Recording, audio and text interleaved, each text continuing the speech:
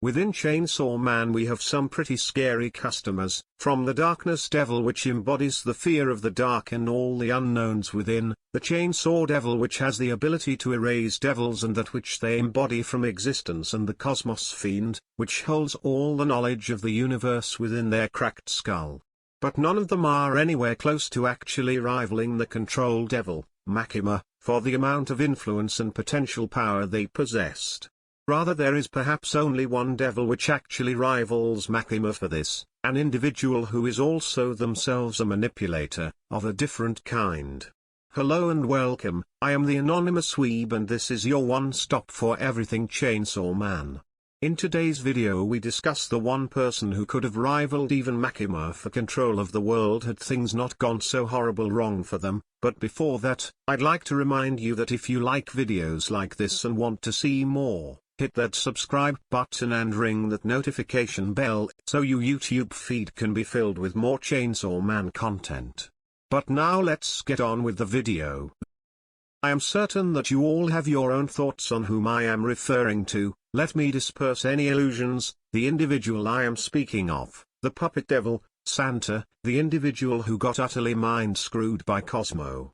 Yes, that person, who was capable of turning anyone into a living doll, be they humans, fiends, maybe hybrids, but unlikely with devils. So yes, I'm sure you can already see the connections. Makima controls people like puppets and Santa makes people into actual puppets.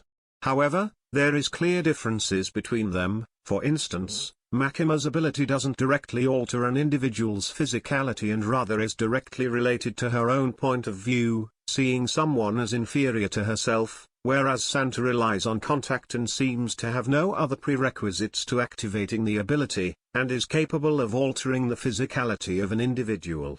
Another parallel between them is how when Makima is using her most basic form of control, people tend to retain a level of their sentience and own personality, as we see with a bunch of characters towards the end of the story, but she can also take more direct control over an individual if she bothers to exert herself, while the opposite is how things work for Santa, as the basic puppets lack any sort of personality, whereas the advanced puppets seem to be indistinguishable from real people, even to the point they themselves might realize they are a puppet.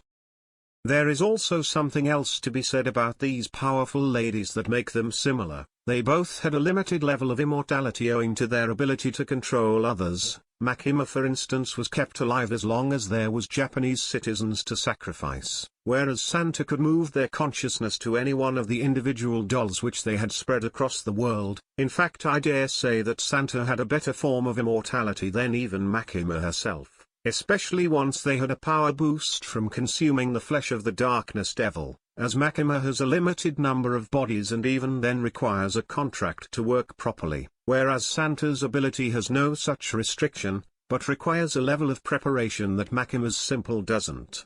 So, there is a strength and a weakness to both of their immortalities that make neither of them truly immortal, at least not in the form we know them. They of course possess the immortality of a regular devil. Another difference between these two is the closeness of their pawns to them. For Makima, as they mostly retain their own autonomy, she is unable to make use of them directly, whereas the puppet devil allows for Santa to directly control and even inhabit their bodies without issue, their consciousness being easily transferable from one host flesh to another. In truth, I am uncertain of how a battle between the two of them would go. Would Makima view someone with an ability similar yet different to her own as significantly weaker than herself? Would Santa be capable of turning one of Makima's slaves into her puppet and then control them? Would Makima be able to take control of Santa's puppets indirectly? From the way I see it, Makima's what I would call a broad fear, a fear which can apply to many different things and thus gains power from that fear, whereas the puppet devil is more a refined fear. So, in a sense, the puppet devil could be considered a lesser version of Makima, the control devil, as it only encompasses a portion of the fear of control, whereas Makima has the whole thing.